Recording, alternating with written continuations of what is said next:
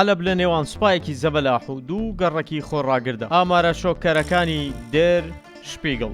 گۆڤاری دێر شپیگڵی ئەڵمانی پەردە لەسەر قەبارەی ڕاستەقینەی ئەو هێرشە سەمناکە لابا کە کراوەتە سەر گەڕەکە کوردنشینەکانی حەلەب. ئەو داتایانەی بڵاو کراونەتەوە نیشانێدەن کە دیمەشق و هاوپەیمانەکانی نەکهێرشیان کردو بەڵکو ویستویانە باهێزی لا ڕادە بەدەر شێخ مەقسوود و ئەشرەفیە لە زەوی ڕابماڵن. با سەیری زمانی ژمارەکان بکەین.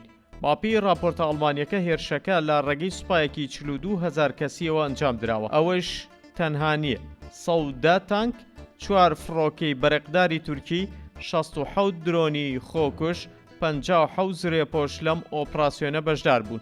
ئەمە وێنای جەنگێکی گشتگیر و نابەرامبەرە دژی دوو گەڕک کە تەنها لەلایەن هێزی ئاسایشی ناوخۆ ئەپارێزرێت. هاوکات تۆپخانە دوورمەوداکان بە بێوەستان بارانی ئاگریان بەسەر ماڵی هاوڵاتیاندا دەباران.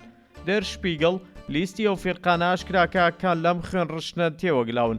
فیرقەکانی 60، 72، 86 و 62 شانبەشانی هێزەکانی پشتیوانی لە ئیدلیب، حمس، حەما، تەنانەت دەستگاکانی دژە تیرۆر، ئاسایشی گشتی دیمەشق، ئیدلیب بۆ مەبەستە کۆکرابوونەوە.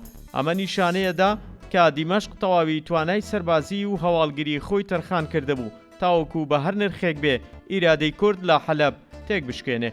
قورسایی ئەم ئامارانە پرسیارێکی گەورە لە بەردەم ویژدانی جیهان دروستەکە. چۆن نەکرێت بۆ داگیرکردنی دوو گەڕەکی مەدەنی ئاواج بە خانەیەکی گەورەی جەنگی بەکاربێنرێ؟ راپۆرتەکەی دێر شپیگڵ سەلماندی کە ئەوەی لە حەلەب ڕوویدا تەنها شەڕی کۆنتڕۆڵکردنی خاک نەبوو، بەڵکو هەوڵێکی ڕێکخراو بوو بۆ سڕینەوەی پێکاتەیەک کە تاوانی تەناپەراستنی ناسنامەکەیەتی. حەلەب بەرگەی ئەم هەموو ئاگرەی گرت، بەڵام مێژوو ناوی جەلات وا قەبارەی تاوانەکە بۆ هەمیشە تۆمار کرد.